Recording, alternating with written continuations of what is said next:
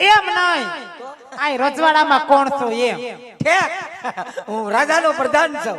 પ્રધાન છે શું? હા, મહારાજા ભેગો નોકરી કરું. સોકી ફેરો? નહીં, વોચમેન. સોસાયટીમાં નોકરી કરતા હોય એને વોચમેન કહેવાય. આપણે કેમાં નોકરી કરો?